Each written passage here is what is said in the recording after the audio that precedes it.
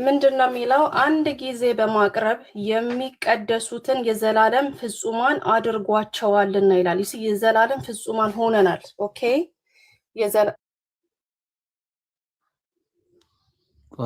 ያልኩት ለምን ሚዩት እንደምሆን አላውቅም።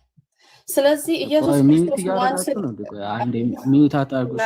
ሞዴሬተሮች ከሆኑ ወይ ራስሽ ከሆንሽ አላውቅም። ሚዩት እየሆነ አይደለም፣ ምናልባት አንቺ ጋር እሺ ሚዩት ሆና ነበረ ምናልባት። እሺ ቀጥይ። ይቅርታ ኦልሬዲ በኢየሱስ ክርስቶስ ደም በሰራው መስዋዕትነት እንደተፈጸመ ዕብራውያን 10:14 ይናገራል። ኦኬ የሰው ልጅ በዛ ሰዓት የጠየኩሽ ምን ነበረ? ወደዛ ልመጣ ነው። የጠየኩሽ ምን ነበረ? ጥያቄውን አስታውሽ። ይቅርታ ምንድን ኃጢአቱን ኮንፌስ አለማድረግ ይችላል ወይ ነው ጥያቄ። እሺ ስለዚህ እንደዛ አልነበረም። ባይና ስሚ አንዴ፣ እንደዛ አልነበረም ጥያቄ። ኦኬ ላይናዘዝ ይችላል ወይ አልነበረም። ሐዋርያ ቅዱስ ዮሐንስ ብትናዘዙ ብሎ ነው የተናገረው። ያልተናዘዘ ምንድነው ውጤቱ ነበረ ጥያቄ። ኦኬ አለመናዘዝ አይችሉም ብለሽ ነው የምታስቡ? አዎ እሱን ነበር ልመልስ። ያው መልስ ሲመለስ ትንሽ አንድ 10 ሰከንድ ወይ 30 ሰከንድ ሰጥቶኝ ቢሆን እንተ ሐሳቤ የማይቆራረጥ ማለት ምንድነው ትእዛዝ ተሰጥቶ መጀመሪያ እኮ መልስሽን በቀጥታ ለማግኘት እኮ ነው። አሁን ከዛ በኋላ በጥቅስ ማስደገፍ አለብኝ ካልሽ አሁን ጥቅስ ትጠቅሻለሽ። ገባሽ? አሁን ግን ሐሳብሽን ዝም ብለሽ አንብበሽ ፍጹማን አድርጓቸዋል። አንዴ ፍጹም ሆነና ምንድነው ምን አገናኘው? አሁን ፍጹም ነን ፍጹም አይደለም። ይቅርታ ነው ጠይቀው ለምን እንደሆነ ለማስረዳት ፈልጌ ነበር። ይቅርታ ምንለው መጀመሪያ መልሽልኝ እስኪ ጥያቄ። እሺ አንድ ጊዜ እሺ ወደል ስጠኝ እኮ መልሽልኝና ጥያቄ ገብቶሻል? አሁን እስቲል ይቅርታ ተደርጎልናል እያልኩ ነው። ለዛ ነው ዕብራውያን ያነበብኩት መጀመሪያ once and for all ይቅር ተብለናል። ግን እኛ ወደ ኢየሱስ ወደ እግዚአብሔር ጸጋ ዙፋን የምንቀርበው ፌሎሺፓችን ከእርሱ ጋር ያለን ፌሎሺፕ እንዳይቋረጥ። ለምሳሌ ሰው ልጅ ኃጢአቱን ካልተናዘዘ የሚመጣበት ነገር አለ። ለሴት ደስታውን ያጣል፣ መንፈሳዊ ላይፉ ይደክማል አይደል? ይሄ ነገር እንዳይሆንብህ አንተ ራስህ ሄደህ ታደርገዋለህ።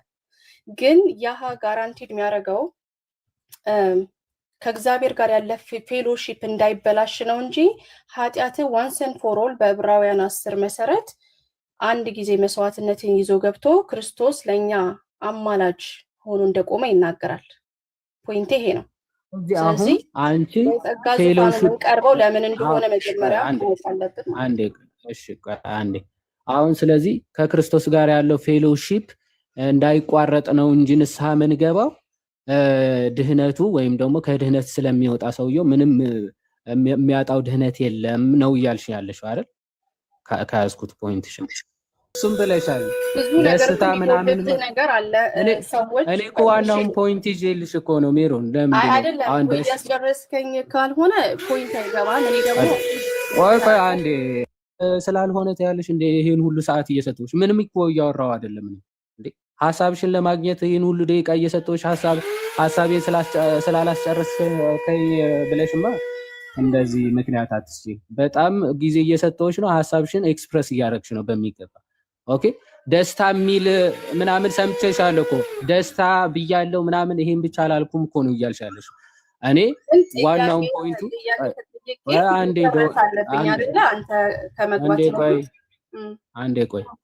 አንዴ እሺ አንዴ ስለዚህ ፌሎሺፑ እንዳይቋረጥ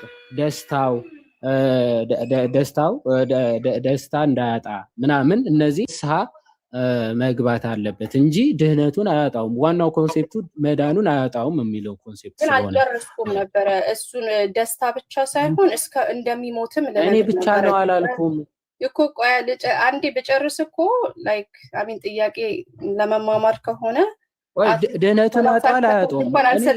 ሌላው አሁን ደስታ፣ ሐዘን ምናምን ፌሎሺፕ ምናምን እሷ ጥያቄ አይደለም። ድህነቱን ያጣዋል ወይስ አያጣውም?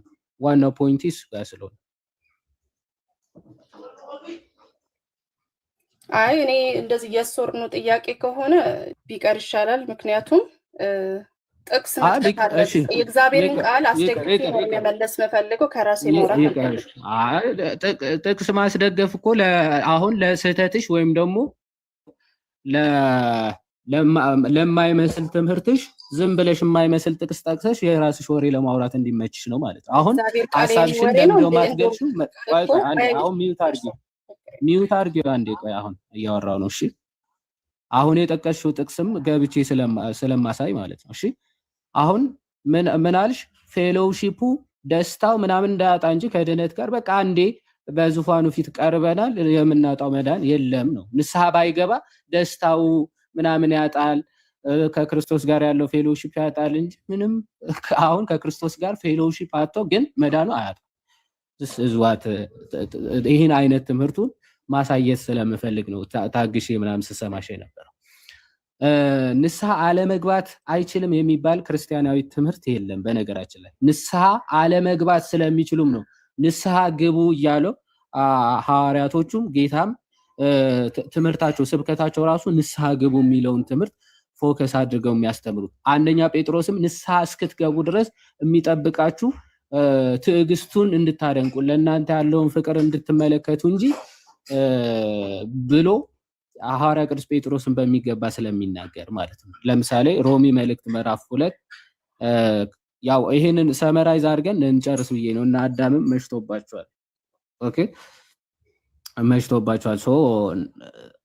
ሐሳቡን ጠቅለል አድርገን እንድንወጣ እንዲህ ይላል ሮሚ ምዕራፍ 2 ከቁጥር 4 ጀምሮ ወይስ የእግዚአብሔር ቸርነት ወደ ንስሐ እንዲመራህ ሳታውቅ የቸርነቱንና የመቻሉን የትዕግስቱንም ባለጠግነት ትንቃለህን? እግዚአብሔር ቸርነቱ ማለት ዝም ሲለን ሲታገሰን ምናምን ልክ አንዳንድ እንደ እህታችን አይነት አስተሳሰብ ያላቸው ሰዎች ምን እግዚአብሔር አይ ንስሐ ባንገባም ይምረናል ወደሚል አይነት ትምህርት ይወስዳቸዋል። ኖ ወደ ንስሐ እስክትገባ እየታገሰህ ነው። ኦኬ ወደ ንስሐ እስክትገባ ድረስ እየታገሰ ነው። ቸርነቱ ንስሐ እስክትገባ ንስሐ እስክትቀበል ወይም ደግሞ ወደ ንስሐ እስክትመጣ ድረስ ዝም ማለቱ መታገሱ ባለጠግነቱን እንዴት ትንቃለህ? መናቅ ነው ማለት ነው። ኦኬ የሱን ቸርነት ትዕግስቱን ምናምን ተመልክተ አይ ይሄው ስለዳንን እኮ ነው በጸጋው ስለሆንን ነው እንድትል ሳይሆን ኦኬ ወደ ንስሐ እስኪመራ ነገር ግን አለ እንደ ጥንካሬህና ንስሐ እንደማይገባ ልብህ አለ ጠንካራ እና ንስሐ እንደማይገባ ልብህ የእግዚአብሔርን ቅን ፍርድ በሚገለጥበት በቁጣ ቀን ቁጣን በራስህ ላይ ታከማቻለህ። አለቀ። ንስሐ ማትገባ ከሆነ በዛው በኃጢአት ጸንተ ጠንካራ ሆነ የምትቀጥል ከሆነ አለ በቁጣ ቀን የዛኔ በፍርድ ቀን ማለት ነው ቁጣህን በማን ላይ? በራስህ ላይ ታከማቻለህ። እርሱ ለእያንዳንዱ እንደ ስራው ያስረክበዋልና። ስለዚህ በበጎ ስራ በመጽናትና ምስጋናና ክብር የማይጠፋንም ህይወት ለሚፈልጉ የዘላለም ህይወትን ይሰጣቸዋል። ስለዚህ በበጎ ስራ የሚጸኑትን ሁሉ ምን ይላቸዋል? ምስጋናና ክብርን ይሰጣቸዋል። ኦኬ ዕብራውያን 10 ሲነሳ ነበረ ብዙ ጊዜ ስታነሳው ስለነበረ ዕብራውያን 10 ጭራሽ ለእንትን የሚጠቀስ ክፍል ራሱ አይደለም። ኦኬ ለእንደዚህ አይነት ለፕሮቴስታንቶች ትምህርት በተለይ ይሄ ካልቪኒዝም ፕሪደስቲኔሽን ለሆነ ትምህርት የሚጠቀስ ክፍል ራሱ አይደለም። ኦኬ ከቁጥር 26 ጀምሮ እንመልከተው እስኪ። የእውነትን ዕውቀት ከተቀበልን በኋላ ወደን ኃጢአት ብናደርግ ከእንግዲህ ወዲህ ስለ ኃጢአት መስዋዕት አይቀርልንም ይላል። መጀመሪያ ለክርስቲያኖች ማለት ነው። የእውነትን ዕውቀት ከተቀበልን በኋላ የመዳን ማለት ነው። ኦኬ ከተቀበልን በኋላ ወደን ኃጢአትን ብናደርግ ከእንግዲህ ወዲህ ስለ ኃጢአት መስዋዕት አይቀርልንምና ክርስቶስ ደግሞ ለኃጢአት ምናምን መስዋዕት አያቀርብልን። ኃጢአተኛ ክርስቶስ ኃጢአተኛውን ሊያድን መጥቷል ማለት ከነ ኃጢአት ዝም ብለህ እያግበሰበሰ ወይም ደግሞ መዳንን ካገኘህ በኋላ በኃጢአት እንድትኖር የኃጢአት ጋራንቲ ሰጠ ማለት አይደለም። ኦኬ ግን ኃጢአትን ድል አድርጋ አሸንፈ ወደ ክርስቶስ መምሰል ህይወት ማደግ የምትችልበትን ጸጋ ተሰጠ ማለት ነው። ኦኬ ስለዚህ ምን አለ? ለኃጢአት ደግመን ይህንን መዳን ካገኘን በኋላ ወደን ኃጢአትን ብናደርግ ምን አለ? መስዋዕት ለኃጢአት መስዋዕት ካሁን በኋላ ደግሞ ክርስቶስ አያቀርብልንም። ምክንያቱስ የሚያስፈራ ግን የፍርድ መጠበቅ ተቃዋሚዎችን ሊበላ ያለው የእሳት ብርታት አለ።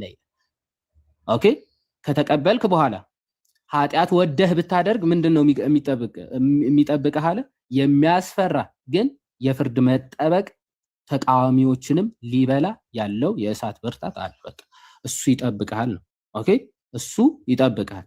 ስለዚህ የሙሴን ሕግ የናቀ ሰው ይላል። አሁን ደግሞ ይሄ የተባለው አይ ለብሉይ ኪዳን ሰዎች ነው ምናምን እንዳይሉ ሐዋርያው ቅዱስ ጳውሎስ ምን ይላል? የሙሴን ሕግ የናቀ ሰው 2 ወይም 3 ቢመሰክሩበት ያለ ርህራሄ ይሞታል። የእግዚአብሔርን ልጅ የረገጠ ያንንም የተቀደሰበትን የኪዳኑን ደም እንደ ርኩስ ነገር የቆጠረ የጸጋውንም መንፈስ ያክፋፋ እንዴት ይልቅ የሚብስ ቅጣት የሚገባው ይመስላችኋል? አሁን ይህንን እያለ ያለ የእግዚአብሔር ልጅ ዳግም መርገጥ ነው። በኃጢአት ጸንቶ መኖር፣ በንስሐ አለመመላለስ፣ በቅድስና አለመቀጠር ራሱ የእግዚአብሔርን ልጅ እንደ ርኩስ ነገር መቁጠር። ምክንያቱም ለኃጢአታቸው እንደው ኃጢአት ብትሰራ ራሱ ክርስቲያን ከሆንክ በቃ እሱ ቆሞ እዛ ይከራከርልሃል ጭራሽ ሲሉ ስለነበረ ማለት ነው። ኦኬ ከማን ጋር? ከአብ ጋር። ሶ ይቀጥላል። በቀል የእኔ ነው፣ እኔ ብድራትን እመልሳለሁ ያለውን እናውቃለንና ደግሞም ጌታ በሕዝቡ ይፈርዳል። በሕያው እግዚአብሔር እጅ መውደቅ የሚያስፈራ ነው ይላል። በሕያው እግዚአብሔር እጅ መውደቅ ምንድነው? የሚያስፈራ ነው። ነገር ግን ግማሽ በነቀፋና በጭንቅ እንደ መጫወቻ ስለሆናችሁ ግማሽም እንዲህ ካሉት ጋር ስለተካፈላችሁ ለክርስቲያኖች ነው። ኦኬ ነቀፋ ካላቸው ጋር ስለተካፈላችሁ እና ከነርሱ ጋር ካሉት ጋር ስለተካፈላችሁ ብርሃን ከበራላችሁ በኋላ ምን ከበራላችሁ? ብርሃን ከበራላችሁ በኋላ መከራ በሆነበት በትልቅ ተጋድሎ የጸናችሁበትን የቀደመውን ዘመን አስቡ። ኦኬ የሚበልጥና ለዘወትር የሚኖር ገንዘብ በሰማይ ራሳችሁ እንዳላችሁ አውቃችሁ በእስራቴ ራራችሁልኝ፣ የገንዘባችሁንም ንጥቂያ በደስታ ተቀበላችሁ ይልና እንግዲህ ታላቅ ብድራት ያለውን ድፍረታችሁን አትጣሉ። ኦኬ የሚጣል ነው። ሰው ከተቀበለ በኋላ ሊጥለው ይችላል። የተቀበለውን መዳን ማለት ኦኬ በኃጢአት በርኩሰት ምን ሊያደርገው ይችላል? ሊጥለው ይችላል። ታላቅ ብድራትን ተቀብሏል። ኦኬ ተቀብለናል። ኦፍ ኮርስ ክርስቲያን ያንን ታላቁ የተቀበልነው ብድራታችን ግን ኦኬ በመጽናት ካልጠበቅ ነው ኦኬ ዘን ትጥሉታላችሁ። አትጣሉት አለ ሐዋርያ ቅዱስ ጳውሎስ። የእግዚአብሔርን ፈቃድ አድርጋችሁ የተሰጣችሁን የተስፋ ቃል እንድታገኙ ያ የተስፋ ቃል መንግስተ ሰማያት የሚገኘው የእግዚአብሔርን ፈቃድ አድርጋችሁ የተሰጣችሁን የተስፋ ቃል እንድታገኙ መጽናት ያስፈልጋችኋልና። መጽናት ምንድነው? ኢትስ ግድ መስት ነው። አሁን ለክርስቲያኖች ከተቀበላችሁ በኋላ ወደ ኃጢአት ከኃጢአተኞች ጋር መተባበር መካፈል በጭራሽ። ምክንያቱ ትጥሉታላችሁ። ያገኛችሁትን ጸጋ መጣል አለ፣ መውደቅ አለ። ከዛ እነሱም ይጣላሉ ማለት ጸጋውን ስለጣሉ ኦፍ ኮርስ ይጣላሉ ማለት። ስለዚህ ያገኛችሁትን ተስፋ እንድታገኙ አሁን ኦፍ ኮርስ በተስፋ ደረጃ አግኝተናል። ያን የተስፋ ደረጃ ገንዘብ ለማድረግ ግን ምን መጽናት ያስፈልጋችኋልና ካለ በኋላ ገና በጣም ጥቂት ጊዜ ነው፣ ሊመጣ ያለውም ይመጣል፣ አይዘገይም። ጻድቅ ግን በእምነት ይኖራል፣ ወደኋላም ቢያፈገፍግ ነፍሴ በእርሱ ደስ አይላትም። ቻው። ይሄን እንዴት ፕሮቴስታንት ለፕሪዴስቲኔሽን ብሎ ራሱ ይጠቅሳል። ጻድቅ ሆኖ በእምነት ይኖራል፣ በእምነት መኖር አለበት። ወደኋላ ግን ቢያፈገፍግስ? አይ ሊያፈገፍግ አይችልም አይልም መጽሐፍ ቅዱስ። ሊያፈገፍግ አይችልም ተብሎ አልተጻፈም። ነገር ግን ምን አለ? ጻድቅ ግን በእምነት ይኖራል፣ ወደኋላም ቢያፈገፍግ ቢመለስ ግን አይ ችግር የለውም እኔ በሰማያት ሆኜ እከራከርለታለሁ፣ አንዴ አግኝቶታል አያጣውም ተብሎ ነው የተጻፈው አይደል? ነፍሴ በእርሱ ደስ አይላት። ኦኬ ደስ አይለውም። እግዚአብሔር በእርሱ ደስ ካላለው ከእኔ ዞር በል ነው የሚባለው ማለት ነው። ጽድቅ ያገኘ ቢሆንም ጻድቅ የተባለ ቢሆንም በእምነት ካልኖረ በእምነት ካልጸና ምንድነው? ኦኬ ነፍሴ በእርሱ ደስ አይላትም ማለት። ስለዚህ እኛ ግን ክርስቲያኖች ማለት ነው ነፍሳቸውን ሊያድኑ ከሚያምኑት ሆነን እንጂ ወደ ጥፋት ከሚያፈገፍጉ አይደለንም ይላል። ስለዚህ ክርስቲያን ከሆንክ ወደሚድኑት በእምነት ከሚጸኑት ጎራ ለመሆን መጣጣር መሮጥ ነው ያለብን እንጂ ወደ ጥፋት የሚያፈገፍጉ ስላሉ ነው፣ ከሚያፈገፍጉ አይደለንም ያለው። ስለዚህ መጽሐፍ ቅዱስ ይህን በግልጽ ነው የሚናገር። ክርስቲያን ኦፍ ኮርስ በጸጋው ይድናል። ከዛ በኋላ ግን መጽናት ካልቻለ የተሰጠውን ጸጋ ከጣለ ግን ቻው ድነቱን ያጣል፣ ሲኦልም መኖሪያው ይሆናል ለማለት ነው። እግዚአብሔር ይስጥልኝ። ምናልባት አዳምሻ ሰዓት ከወሰድክ ሶሪ ነው፣ ችግር የለውም። ቃለ ሕይወት ያሰማልን። ዛሬ እግዚአብሔር ይስጥልን። ሜሪ አለሽ አይደለ? አዎ እየሰማሁኝ ነው። በቃ እንዳልኩ መሽቶ አንተ ጋር the only thing at least closing list እኔም አንድ ደቂቃ እሺ፣ ያው አንድ ደቂቃ ከሰጠሽ በኋላ ያው አዲ መልሳል። ችግር እሺ፣ እጂ ጎይ እሺ ዮሐድ ያመጣልኝ እኔ ያመጣሹ ብለኝ ነው፣ ግን ይሄን ጥቅስ ማምጣቴን አላስታውስም። እኔ ያመጣሁት ኢየሱስ ክርስቶስ once and for all ራሱን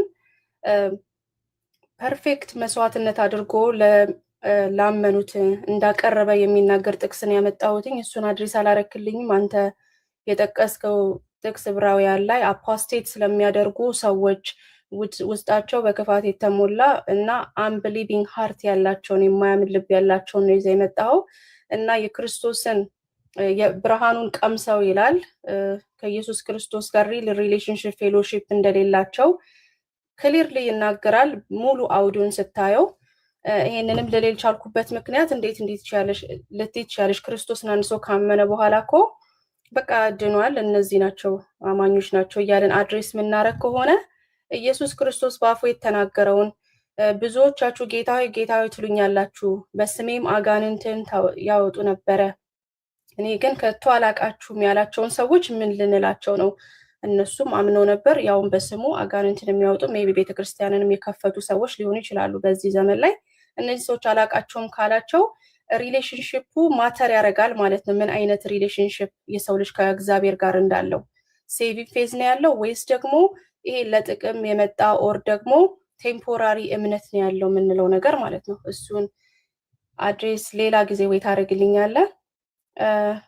ሌላው ሶስተኛው አድሬስ የማይደረገው ጥቅስ ኢየሱስ ክርስቶስ ኢየሱስ የተናገረው ማንም ከእጄ ሊነጥቃቸው አይችልም አብ የሰጠኝን እያለ ክሊርሊ ኢየሱስ ክርስቶስ ይናገራል። ስለዚህ ከኢየሱስ ክርስቶስ የሚበልጥ ነገር አለ ወይ በምድር ላይ ነው ጥያቄ።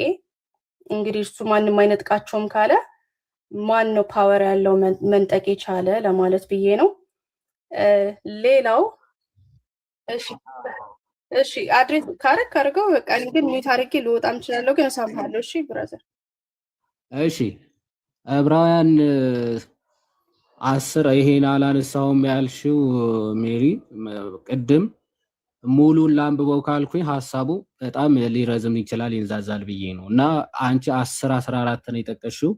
ይሄን ሐሳብ ስለምንድነው የሚያወራው? ሐዋርያ ቅዱስ ጳውሎስ ሁለት መስዋዕቶችን የብሉይ ኪዳንና የአዲስ ኪዳን መስዋዕቶችን ያነጻጽርና እነዛ እያንዳንዱ ኢንዲቪጁዋል ለሆነች ኃጢአት በሰራ ቁጥር ምን ያደርጋል? ለኃጢአቱ መስዋዕት ምን እያያዘ ይመጣል? ኦኬ መስዋዕት እያያዘ ይመጣል። ሶ ኃጢአት ሲሰራ ይሰዋል። ድጋሜ ሄዶ ኃጢአት ድጋሜ ሲሰራ እሱ ለዛም ምን ያደርጋል ማለት ነው? ይሰዋል ማለት ነው። የክርስቶስ ግን እንደዛ አይደለም። አንድ ጊዜ ያቀረበው መስዋዕት እስከ ዘላለም ድረስ የሚመጡትን ሁሉ የሚያነጻ ፍጹም የሚያደርግ ነው የሚለው መስዋዕቱ ፍጹም መሆኑን የሚገልጽና ፕላስ ደግሞ ፍጹማን የሚያደርግም ጭምር መስዋዕት እንደሆነ የሚገልጽ ነው። እዚህ ክፍል ላይ ያው እዚህ ክፍል ላይ 10 ላይ ምን ይላል? በዚህም ፈቃድ የኢየሱስ ክርስቶስ ሥጋ አንድ ጊዜ ፈጽሞ በማቅረብ ተቀድሰናል። ሊቀ ካህናትም ሁሉ ዕለት እያገለገለ ኃጢአትን ሊያስወግዱ ከቶ የማይችሉትን እነዚያ መስዋዕቶች ብዙ ጊዜ እያቀረበ ቆመዋል ይላል። እነዛ ዕለት ነው መስዋዕቱን የሚያቀርቡት። ኦኬ ዛሬም ነገም ኃጢአት ቢሰራ ምናምን እየተነሳ መስዋዕት ማቅረብ ነው። የክርስቶስ ግን እንደዛ አይደለም ነው። እሱ ግን ስለ ኃጢአት አንድን መስዋዕት ለዘላለም አቅርቦ በእግዚአብሔር ቀኝ ተቀመጠ። ጠላቶቹ የእግር መረገጫ እስኪደረጉ ድረስ ወደፊት ይጠብቃል ይልና አንድ ጊዜ በማቅረብ የሚቀደሱትን የዘላለም ፍጹማን አድርጓቸዋልና ይላል።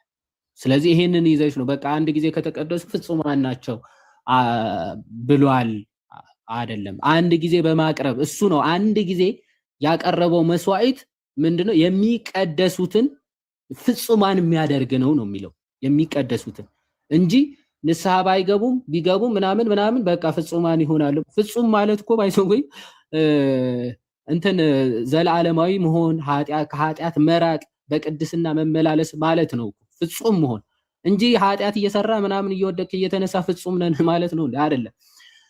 ይህንን አንድ ጊዜ የቀረበው መስዋዕት ግን ኦኬ ዕለት ተዕለት በንስሐ በሚስጢራቱ በሚያድግ ሰው ወደ ፍጽምና ወደ ክርስቶስ መምሰል ህይወት ምን ይላል ማለት ነው ያድጋል ነው። ስለዚህ የሚቀደሱትን ፍጹማን ያደርጋቸዋል ሲል እስከ ፍጻሜ ድረስ እስከ ዘላለም እስከ ዳግም ክርስቶስ ዳግም እስኪመጣ ድረስ የሚመጣ ማንኛውም ሰው የሚቀድስ የሚያነጻ መስዋዕት ነው አንድ ጊዜ የቀረበው ነው እንጂ አንድ ጊዜ በቃ ከዳኑ ጭራሽ አይጠፉም አይደለም። አንድ ጊዜ በማቅረብ የተባለው ክርስቶስ ያቀረበው አንድ ጊዜ ነው ማለት ነው እንጂ አንድ ጊዜ ከዳንክ በቃ አታጣውም ማለት አይደለም ነው ሐሳቡ። አንድ ከዛ ከእጅ ማንም አይነጥቃቸውም እኮ ብሏል ዮሐንስ ምዕራፍ 10 ላይ የሚል ሐሳብ ትክክል ነው። ባይዘው ከክርስቶስ እጅ በጎቹን ሊነጥቃቸው የሚችል ማንም የለም። በኃይል ነጥቆ ከክርስቶስ የሚወስድ ማንም የለም። እኛ ያልነው ደግሞ በኃይል ነጥቆ የሚወስዳቸው አለ ሳይሆን ከክርስቶስ ጋር ተገዳድሮ ተናጥቆ ምናምን እኛን የሚወስደን አለ። ወይም ደግሞ ክርስቶስ አድኖ ክርስቲያን አድርጎ ሳለ አይ እነዚህማ የኔ ናቸው ምናምን ብለው ከክርስቶስ ጋር ተገዳድረው እኩል ኃይል ኖሮት ሰይጣን ይወስዳቸዋል ማለት እኮ አይደለም። ከክርስቶስ ጋር ተፎካክሮ አይደለም እኮ የሚወስደን። ምንድነው የሚያደርገው? በራስ ፈቃድ ከክርስቶስ እጅ እንድትወጣ ነው የሚያደርግ ዲያብሎስ። አቅምማ የለውም ሰይጣን። እንዴት ነው ከክርስቶስ እጅ ሊያወጣ የሚችለው? ኃይል ኖሮት አቅም ኖሮት በጎቹን ከእጁ ሊነጥቅ የሚችል ማንም የለም ማለት በጎቹ በገዛ ፈቃዳቸው ከክርስቶስ እጅ አይወጡም ማለት አይደለም። ልዩነቱ በደንብ አስተውይ። ማንም አይነጥቃቸው ማለት ክርስቶስን አሸንፎ ክርስቶስን ድል አድርጎ ምናምን ከክርስቶስ እጅ በጎቹን እየነጠቀ የሚወስድ የለም ማለት ነው እንጂ ከክርስቶስ እጅ በፈቃዳቸው የሚወጡ እንትኖች የሉም ማለት አይደለም። በጎች የሉም አይደለም። ለዛ እኮ ነው በግ የሚመስሉ በውስጣቸው ግን ነጣቂ ተኩላዎች ይላል አይደል? ይነጥቃቸዋል ከቤተ ክርስቲያን እኮ ተኩላ የሆኑ ግን በግ የሚመስሉ ማለት ነጣቂዎች ተኩላዎች የሆኑ አሉ ይላቸዋል አይደል?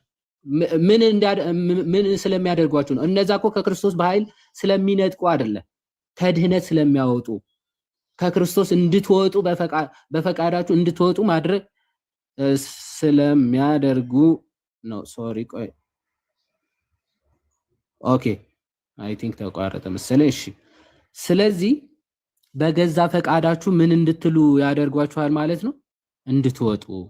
እንድትወጡ ስለሚያደርጋችሁ እንጂ ከክርስቶስ በኃይል ጎትቶ አሸንፎ ምናምን ምን አይልም ሊወስድ አይችልም ማለት አንተ በፈቃድህ ልትወጣ አትችልም ማለት አይደለም። ክርስቶስ የሚወደኝ ይከተለኝ እንጂ ከዛ የሚከተሉትን ግን ልክ እንደ ሰነፍ እረኛ ልክ በጎቹ ተሰማርተው እያለ አንድ ሄዶ መንትፎ ምናምን የሚወስድ እንደዛ እኮ አይደለም።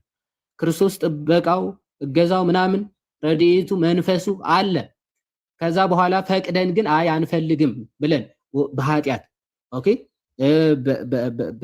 በዝሙት ምናምን እየጸናን ከሄድን ግን በገዛ ፈቃዳችን ከክርስቶስ እየወጣን እየራቀን እየሸሸን ክርስቶስን በስራችን እየካድን እንወጣለን ማለት ነው። ሶ ሊነጥቃቸው አይችልም ማለት በገዛ ፈቃዳቸው ሊወጡ አይችሉም ማለት አይደለም። ሶ ይሄ ነው መሰረታዊ ልዩነታቸው። ክርስቶስ ግን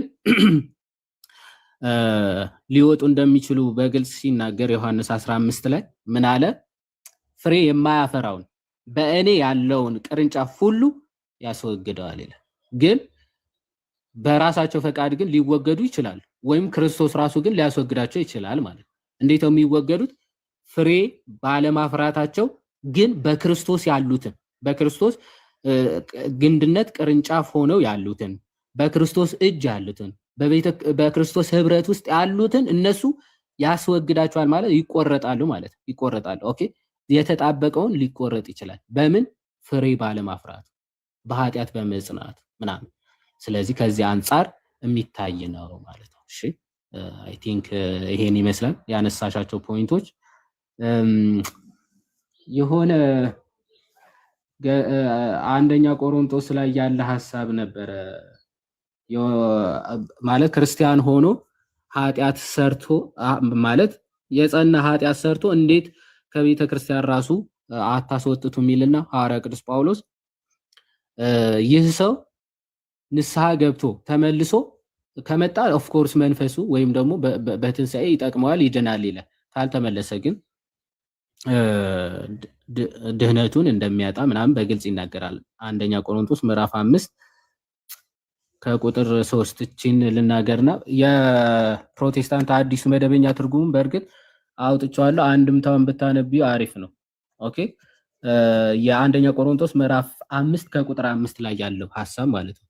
እንዲህ ይላል፣ ይሄ ሰው የአባቱን ሚስት ጋር የተኛ ሰው ነው፣ ዝሙት ያደረገ ሰው ነው፣ ግን ክርስቲያን ኦኬ ክርስቲያን ነው፣ ግን ከአባቱ ሚስት ጋር ግንኙነት አደረገ። ሰው ሐዋርያ ቅዱስ ጳውሎስ ይሄንን ነገር ይሰማል።